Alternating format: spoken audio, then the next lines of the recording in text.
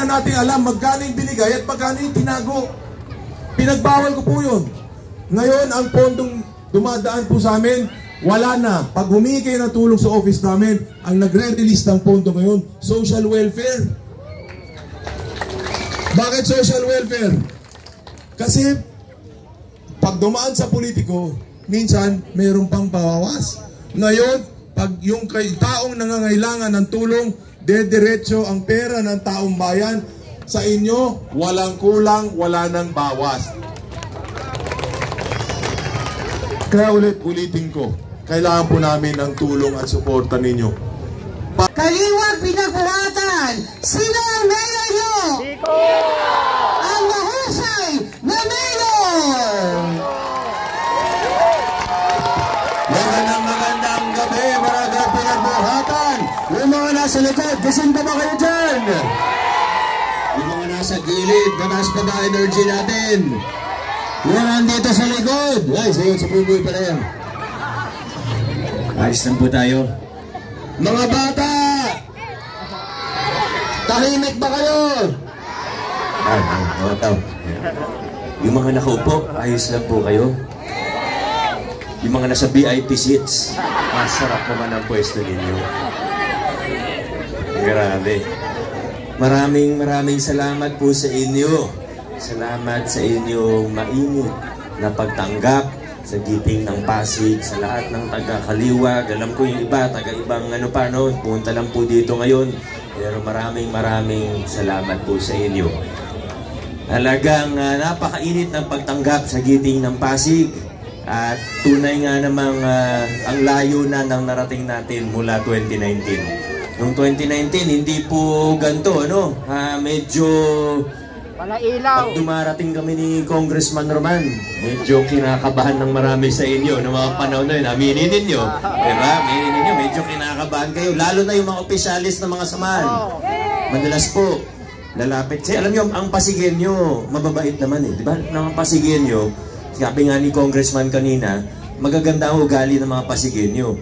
Kaso lang, medyo kinakabahan ng nangyayari. Pag darating kami sa isang lugar, pinagbuhatan man o sa ibang barangay po natin sa Pasig, lalapit po sa amin yung ibang opisyalis, sabihin, Mayor, hindi pa may konsi, patawag sa akin nun.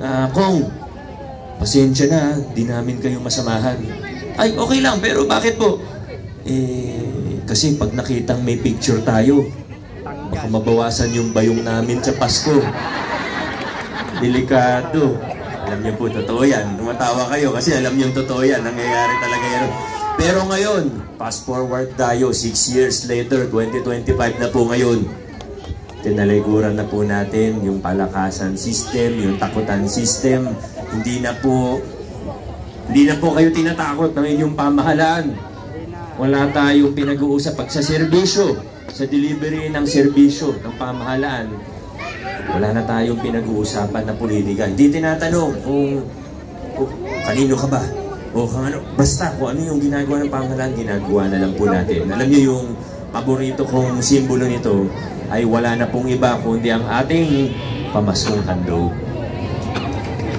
Nakarating ba yung pamaskong handog dito? Mabuti naman po kung ganun kasi talaga ang mission natin dyan, mabigyan lahat hanggang sa kaduluduluhan ng Pasig. Oy, ate! Bumigay po yung bangko ni ate. Okay lang po kayo? Ate, gusto niyo lumipat dito sa upuan ko? Dito na lang po kayo, ate. Masaktan pa po kayo dyan. Pwede po kayo dito, ate. Ngayon, kalimutan ko tuloy sinasabi ko. Simbolo ng pagbabago yung pamaskong handog. Hindi lang po siya tungkol sa Pangnoche Buena eh. Pinakita natin na posible na magkaroon ng isang pamahalaan na pantay-pantay ang tingin sa bawat isang Pasigueño, sa bawat isang mamamayan. Kung kakampi ka, meron. Pero kahit kalaban ka, meron pa rin. Hindi po tinitingnan ng kulay ng politika, hindi po tayo namimili. Pantay-pantay ang tingin sa atin ngayon ng ating pamahalaan. Simbolo ang pamaskong handog, pero hindi lang naman sa pamaskong handog ginawa ito. Naalala niyo po yung blue card, yellow card po natin. Yung iba sa inyo, maaaring may blue card, yellow card. Tinanggal ko po yan noong 2019. May mga nagalit po sa akin. Inaliwanag po natin at ngayon, fast forward, 6 years later, siguro nakita naman natin na kung bakit ba tinanggal yung blue card, yellow card na yun. Kasi, ayaw natin na iilan lang yung nakikinabang sa mga serbisyo ng pamahalaan na kailangan malapit ka sa kusina o kailangan na ilakad mo yung papeles mo, kailangan sumali ka sa gantong programa o kailangan naka-apply ka at nabigyan ka ng card para mabigyan ng serbisyo. Ikaw yung priority pag gaganto. Ang ginawa po natin ngayon sa ospital, hindi na kailangan ng blue card, yellow card, yung no balance billing natin, basta residente ka ng Pasig, matik po yan. Hindi na kailangan ng card. Hindi palakasan system, walang takutan. At higit pa rito, naglinis tayo ng ating pamahalaan. Yan ang isa sa kaya nating ipagmalaki. Ako, kaya kong ipagmalaki. Kaya kong tumingin mata sa mata sa kahit kanino para sabihin na hindi ako tumanggap ng kahit isang piso mula sa mga kickback na alam naman natin ay standard sa maraming lugar. Yung porsyentuhan, yung tinatawag doon na SOP, alam naman natin, totoo yan. 30%, 40%, 50%, minsan higit pa sa totoo lang. Pero sa Pasig, natanggal po natin yan. Ibig sabihin, pag may proyekto, 100% ng pondo ng proyekto napupunta sa proyekto at hindi sa bulsa ng inyong mga politiko. Yan ang ginawa po natin sa lungsod ng Pasig. Sabi ng iba, imposible. Sabi ng iba, hindi pwede yan. Pero nandito na po tayo ngayon. Tinataguyod natin ang mga prinsipyo ng mabuting paggogobyerno at higit pa rito, pinuputol na natin ang masamang siklo ng kahirapan sa ating lungsod. Ng korupsyon at kahirapan. Siklo po yan eh. Yung korupsyon, nagdudulot ng kahirapan, nagdudulot ng mas maraming korupsyon, nagdudulot ng mas maraming kahirapan. Siklo po yan. Nakikita natin, di ba, pagka di lang naman sa Pasig, pero nakikita po natin, pag malapit ng eleksyon, ano nangyayari? Mga kandidato, mga politiko, palaki ng palaki yung gastos. Magbibigay ng kung ano-ano, gagastos ng napakalaki. Hindi lang sa ayuda, hindi lang sa pinamimigay, o hindi, pati sa, nakikita niyo naman po siguro, pati sa fake news, ginagastusan po yan. Nakita niyo yung kamakailan lang, yung inimbestigahan ng DSWD, person with disabilities, may kapansanan, mahina yung pag-iisip. Sinamantala, nakapila po siya kasi gustong kumuha ng bigas. Kinuha po siya, sabi kailangan interviewin ka muna. Sabi niya, wala naman akong alam sa mga ganyan-ganyan. Ano pong ginawa? Hindi, tuturuan ka na lang kung anong sasabihin, sabi sa kanya. Sasabihin, puro paninira. Pero ang punto ko, malaki yung gastos sa ganyan. Nung kakagabi lang, may nakita po kami sa San Joaquin, namimigay ng mga polyetos. Laman ng polyetos, puro paninira lang. Walang plataforma, walang magandang tungkol sa kahit sinong kandidato, puro paninira lang nakalagay sa polyetos. Ang tanong, sino ba gumagawa nun? Sinong gagastos ng ganun kalaki? Nakikita nyo naman yung mga makinarya, nakikita nyo naman kung ano yung pinagagastusan. Sa totoo, billboard na lang. Alam mo kung magkano ang billboard sa C5 at sa Ortigas? Wala pong billboard na 5,000 piso ha. Ang billboard po sa C5, sa Ortigas, umaabot ng halos 1 milyon kada buwan. Magtanong po kayo sa iba kung hindi ko po kayo naniwala sa akin. Ganun po kamahal upa ka ng espasyo para sa billboard. Ang tanong, bakit? Ano bang meron dyan? Bakit ka gagastos ng milyon-milyon kundi bilyon-bilyon para sa posisyon? Ano ba yung meron sa posisyon na gagastos ka ng ganyang kalaki? Sa kasamang palad, kung ganyan ang politika natin sa Pilipinas, ang ibig sabihin, yung mga magagaling, yung mga mahuhusay na walang pera, na walang panggastos ng ganung kalaki, ibig sabihin, hindi sila mananalo. Yung mga pinakamagagaling na kandidato, hindi mananalo kung ganyan ang sistema natin. Masama yung mga nanalo, gumastos ng sobrang laki, ano tingin yung gagawin nila pag nanalo sila? Imposibleng hindi. May kilala ba kayong negosyante maglalabas ng pera, hindi babalik yung pera sa kanya? Nakausap ko na po lahat ng pinakamalalaking negosyante sa Pilipinas. Wala pong ganyan, kahit isang negosyante. Ang negosyante, pag nag-isip, pag gumastos ako, babalik yan, may interest pa. Yan yung nagiging siklo sa ating bayan. Pero napaka ganda dahil dito sa Pasig, naputol na natin yung ganyang klaseng siklo ng korupsyon at kahirapan. Naputol na natin yan. Kinalimutan, tinalikuran na natin yan. At alam kong hindi natin papayagan yung mga tao na gusto tayong umatras pabalik dun sa mga lumang kalakaran. Dahil nalagpasan na natin eh. Hindi tayo dapat kumaliwat kanan, lalong hindi tayo dapat mag-U-turn. Bilang isang lungsod, mga Pasigueño, dire-diretso lang po tayo.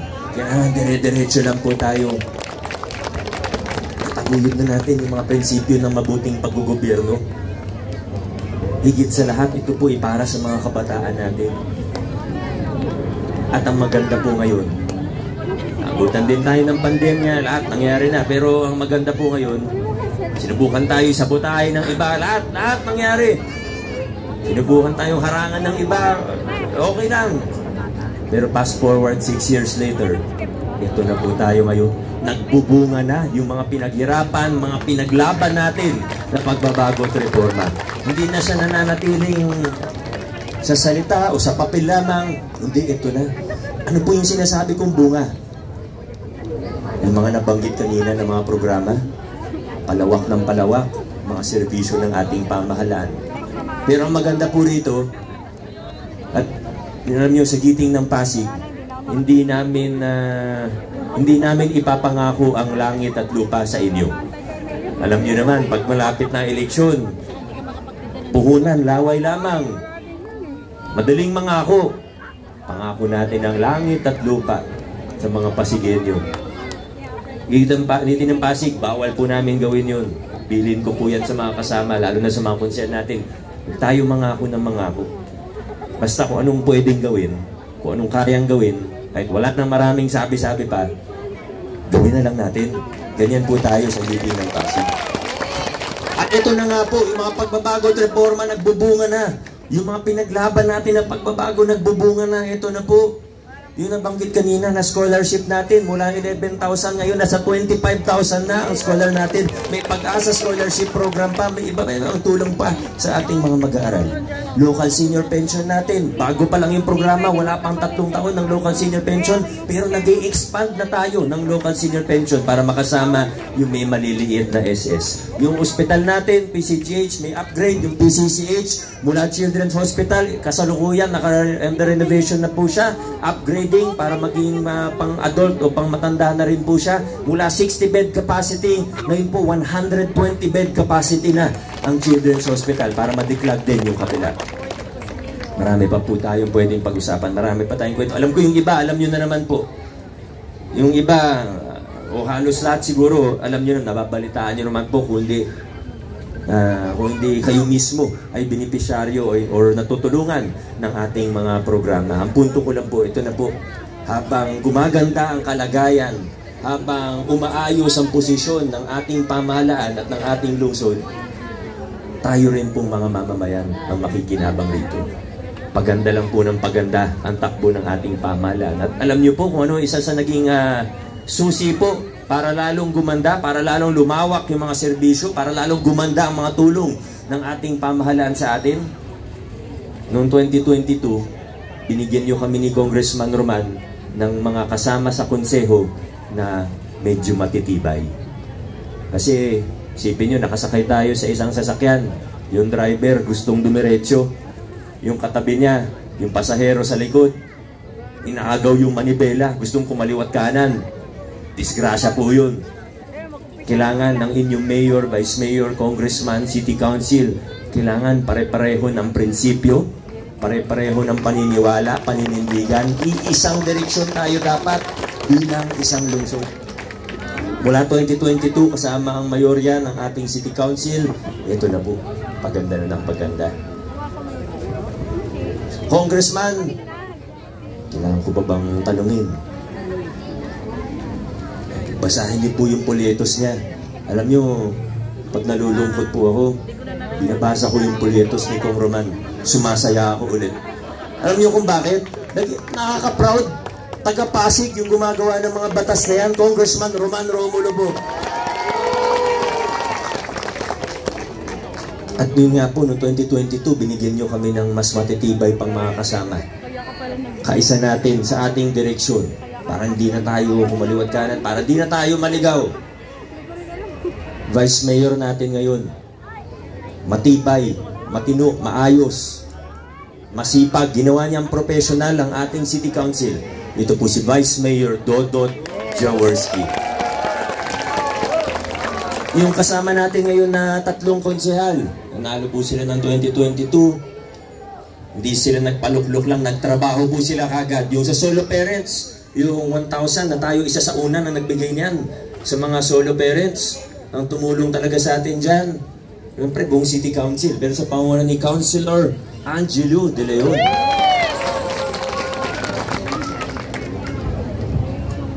Yung mga barangay natin, dati, di ba, may barangay na medyo transparent, kita natin saan ginagamit yung pondo, pero aminin natin, yung iba, medyo masikreto, hindi natin alam kung saan napupunta yung pondo natin. Sa pangunguna ni Councilor Maro, chairman ng Appropriations, nag-Facebook live pa nga ng mga budget hearing para mas maraming makakita. Mapupuwersa ngayon yung mga kapitan na ayusin yung budget nila, magamit sa tama, kasi mas marami nang nakakaalam ngayon. Councilor Maro Martinez, ang pumatay kay Delilah.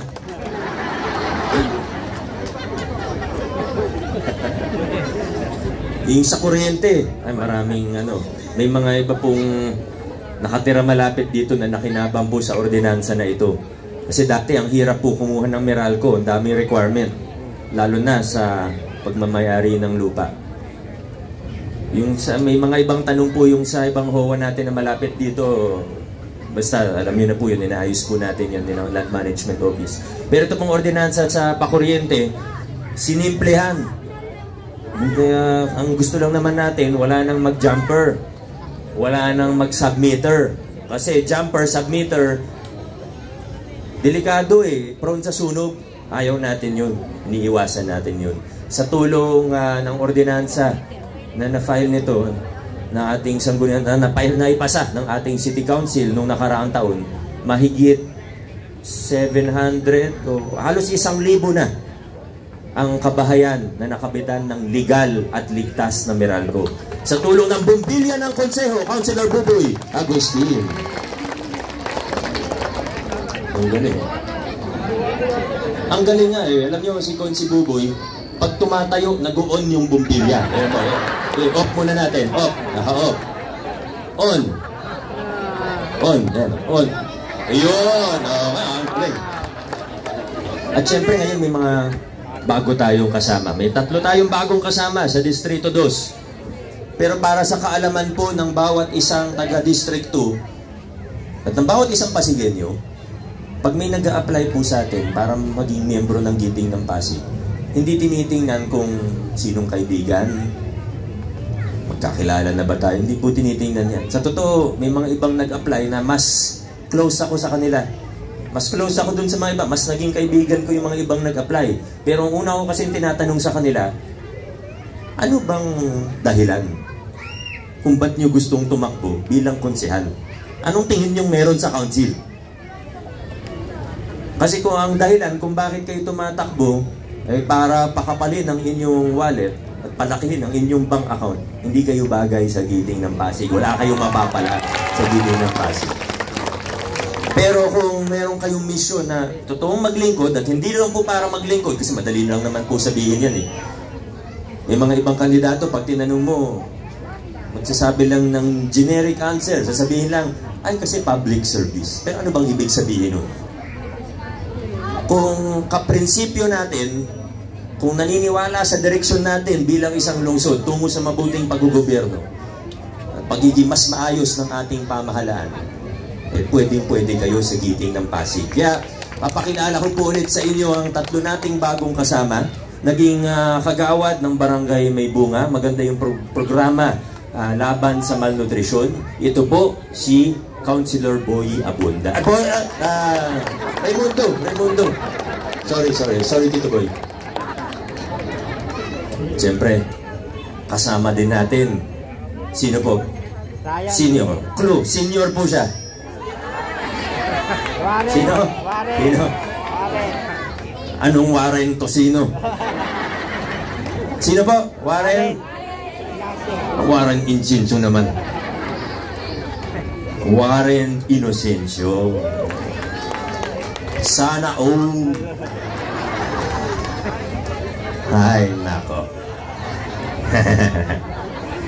At panghuli nating kasama, si Ryan. Hindi ko siya aasarin kasi sobrang bait eh. Sabihin ko na lang na siya ang pinakamabait na konsehal ng Giting ng Pasig, Councilor Ryan Enriquez. Mga kaibigan, kung ako po mag-isa, siguro may magagawa naman po ako. Kasama ang congressman, may gagawa pa rin po ako. Kasama ang vice mayor, baka mas marami ako magawa. Pero sa tulong ng buong konseho, tandaan po natin, hindi kaya ng isang tao ang laban natin. Yung mission natin, mabigat po. Yung paglilinis ng pamahalaan, pagpapaganda ng mga serbisyo natin, yung expansion ng mga serbisyo at programa natin, hindi po madali. Ang mayor, hindi po nakikita lahat. Ang mayor, hindi kayang gawin ng lahat. Kaya kailangan po natin ng tulong ng buong konseho sa panguna ni Vice Mayor Dodot Jaworski, kasama ng ating mga konsyal at syempre ang ating Congressman Roman Romulo. Siguradong mas marami pa tayong magagawa para sa ating lungsod. Mas marami pa tayong mapagtatagumpayan para sa lungsod ng Pasig sa susunod na 3 taon. Maraming salamat po. Mabuhay ang pinagbuhatan, mabuhay ang lungsod ng Pasig. Muling iboto ang number 4 sa balota, Mayor Bico Soto. Boss rate dito lang Pasig. Muling iboto ang number 1 sa balota, Councilor Buboy Agustin. Muling iboto ang number 8 sa balota, Konsehela Angelo De Leon. Ating iboto ang number 10 sa balota, Consi Ryan Enriquez. Ating iboto ang number 13 sa balota, Consi Warren Inocencio. Muling iboto number 14 sa balota, Consi Manu Martinez. Ating number 15 sa balota,